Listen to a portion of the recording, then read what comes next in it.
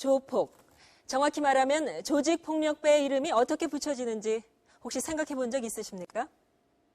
널리 알려진 양은이파를 비롯해서 칠성파, 막가파, 불사파 등 그 이름을 살펴보면 두목의 이름 또는 지역명을 빌리거나 그 세력을 과시함으로써 위협적인 인상을 주려는 경향이 있는데요. 지난 9월 말 경기도 용인에서 체포된 10대 절도단의 이름은 엉뚱하게도 불상파였습니다. 산골 폐가에서 합숙 생활을 하며 절도 행각을 벌인 10대 절도단 검거.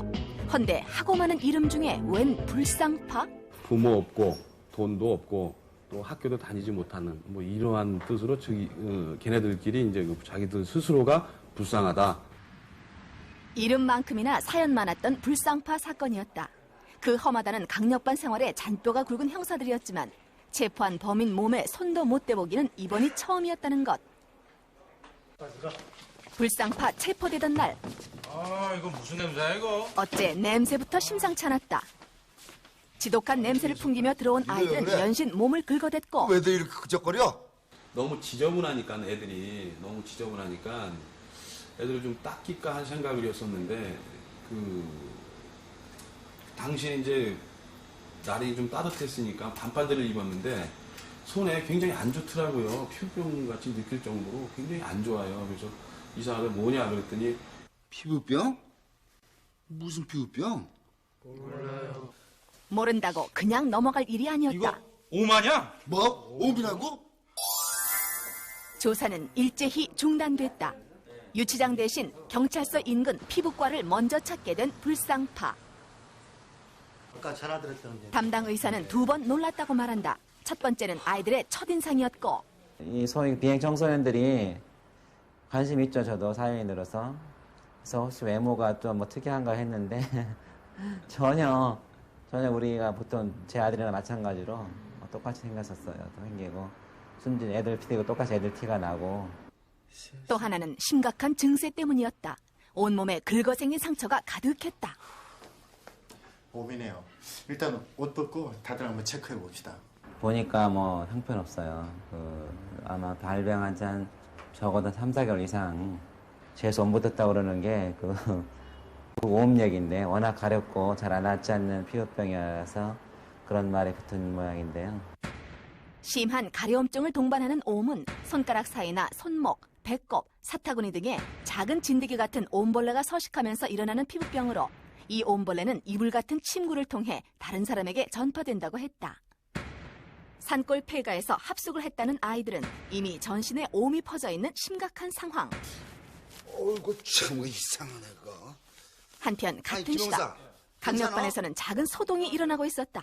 아 이거 진짜 옮은 거 아니야? 이 전염이 될까봐 저희들이 굉장히 불안하더라고요. 그래서 저희들한테 옮으면 또 저희들이 또 다른 사람한테 옮길 수가 있으니까 저희들도 많이 걱정을 했죠. 한편으로는 이게 병이 옮기는 건 아니까 굉장히 걱정했었습니다. 아이들은 도대체 어떤 생활을 했던 것일까? 불상파가 합숙 생활을 했다는 문제의 폐가는 용인 시내에서 한참 떨어진 야산 깊숙한 곳에 자리하고 있었다. 어떻게 이런 곳에서 사람이 살 수 있을까 하는 의심을 비웃기라도 하듯 곳곳에 남아있는 사람의 흔적들. 바로 불상파 절도단의 아지트였다. 가출해가지고 갈 데 없을 때 여기 와서 한두 번 정도 자고서 나가고 또 집에 다시 들어갔다가 또 집에 못 있겠으니까 또 가출했다가 다시 또 나와서 살고 이런 식이기 때문에 그렇게 되면서 여기가 아지트가 된 거네요. 그렇죠. 사실 폐가라기보다는 돼지 등을 키웠던 동물 우리를 개조한 곳. 이런 곳에서 살았다면 오음에 안 걸리는 것이 되려 이상했겠다 싶을 정도로 최악의 조건이었는데 도대체 아이들은 왜 이곳까지 내몰리게 됐을까? 아이들이 집을 나온 것은 벌써 오래전 일이다. 누구냐? 밤이 되면 건물 지하실이나 주차장을 전전해야 했던 아이들. 쌍둥이 형제는 새어머니의 구박에 집을 나왔고 동갑내기 홍군과 김군은 둘 다 고아 출신. 막내 윤군은 새아버지의 구타를 못 이겨 가출했다. PC방과 오락실 등에서 만난 아이들은 비슷한 신세를 위로하면서 금방 친해졌고 일정한 수입이 없던 그들은 쉽게 범죄의 유혹에 빠져드는데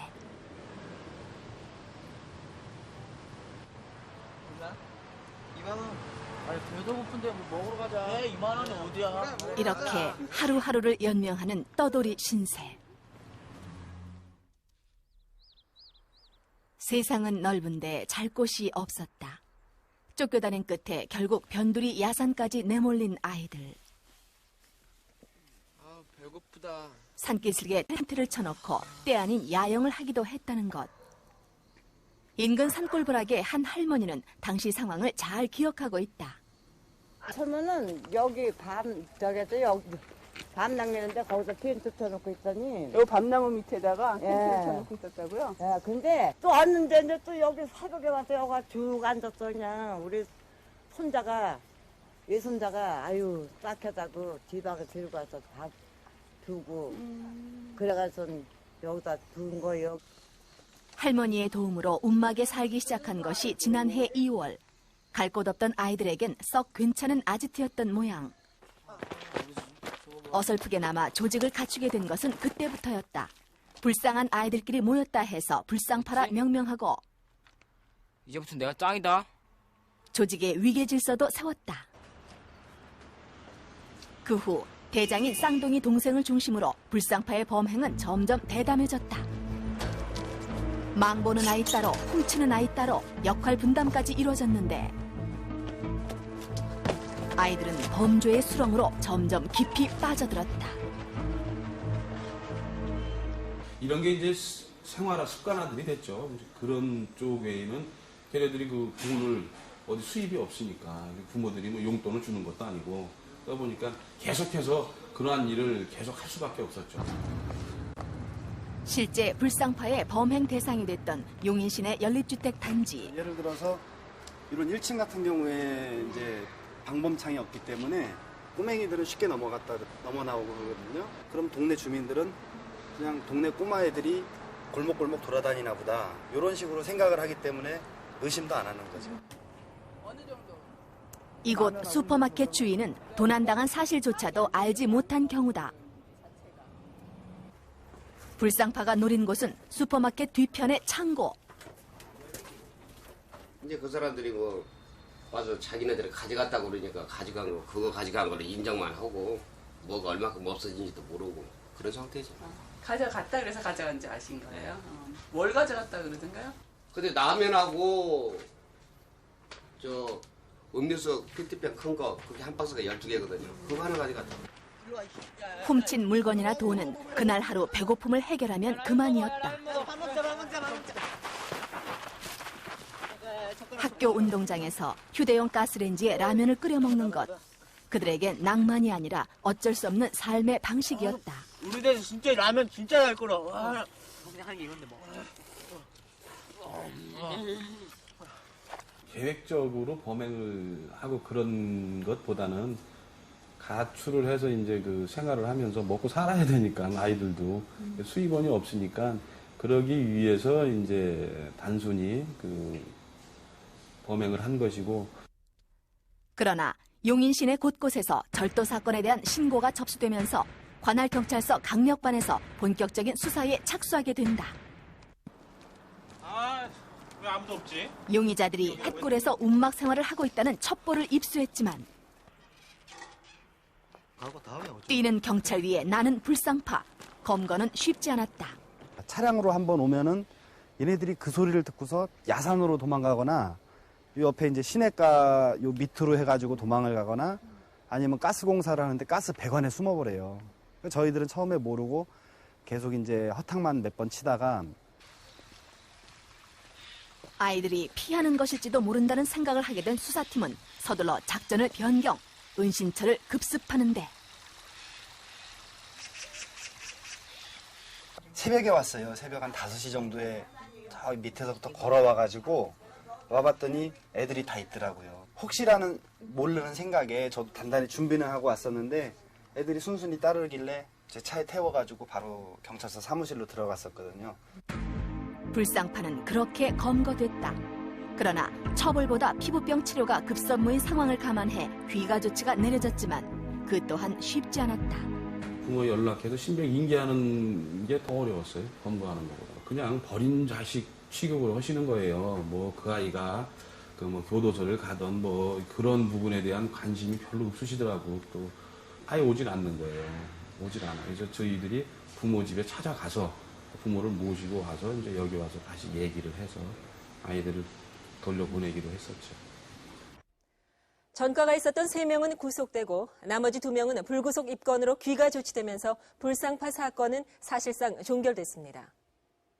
하지만 근본적인 문제가 해결되지 않은 상황에서 귀가 조치는 아무런 의미가 없었고요. 아이들은 또다시 가출했다고 합니다. 그 아이들은 지금 어디에 있는 것일까요?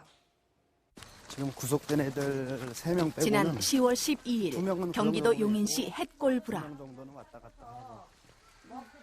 제작팀은 움막을 찾았다. 집을 나온 아이들이 다시 움막으로 돌아와 살고 있다고 했다. 대체 어떻게 된 일일까?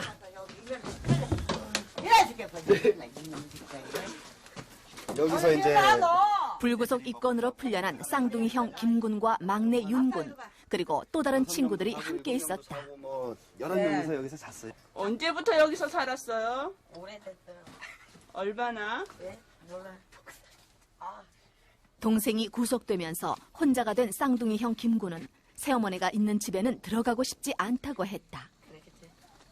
사람 의심하는 병 있잖아요. 그런 게 있어가지고요. 꼭 항상 이래요. 껍질을 잡고 그래가지고 그냥 우리가 하지도 않았는데 그 자기가 지어서 얘기해서 빼고도 하고. 아빠도 편을 안 들어주세요? 아니요. 그렇게는 못해요. 엄마 편을 들 수 없고요. 저희 편을 또 든다고 하면 또 엄마가 뭐라 그러고 그래가지고 그냥 아빠는 그냥 가만히 있겠다. 아빠가 그렇게 때린다고요? 네. 윤군의 사정도 마찬가지. 도로 나온 거예요? 그날 경찰서 갔다가요. 집에 가고 나서 바로 나왔어요? 네. 새아버지의 상습적인 구타로 인한 잦은 가출. 이제 윤군에겐 돌아갈 집이 없다. 요새는 나쁜 짓 안 해? 아예 안 해요. 믿어도 돼? 예. 여기서 안다. 요즘 움막 안에서 통 움직이지 않는다는 이 아이들에게 유일한 소일거리가 있다면 실을 꼬아 뭔가를 만드는 이상한 놀이. 꿈 많은 나이에 아이들은 너무 일찍 너무 많은 것을 포기한 채 잔뜩 웅크리고 있었다. 이들은 언제쯤 이 움막을 벗어날 수 있을까? 얘네들이 과연 이 햇골이라는 이 움막 아니면은 어디로 갈까라는 생각이 들더라고요. 그래서 그 사회적으로 여러 가지 문제가 있겠지만은 얘네들이 설 땅을 좀 마련해야 되지 않나 그런 생각이 좀 들었어요. 밑바닥까지 떨어졌을 때 남은 것은 다시 올라가는 일뿐이라고 했다. 세상의 바닥 같은 이 험한 곳에 햇골이라는 희망찬 이름을 붙인 건 혹시 그런 연유에서는 아니었을까? 김군의 얘기에 의하면 비정기적으로 햇골을 찾는 아이까지 합치면 불상파는 20-30명 정도 된다고 합니다. 이들은 재활의 가능성이 충분히 있는 동시에 자칫 더 흉악한 범죄의 수렁으로 빠질 수 있는 불안한 상황에 처해 있습니다. 아이들은 지금 갈림길에 서 있습니다. 그 50%의 가능성 앞에서 우리 사회는 어느 쪽으로 아이들을 몰아가고 있는 것일까요? 돌아갈 집이 없는 그 아이들을 위해서 우리는 지금 어떤 준비를 하고 있습니까? 오늘 우리 시대 여기서 마칩니다.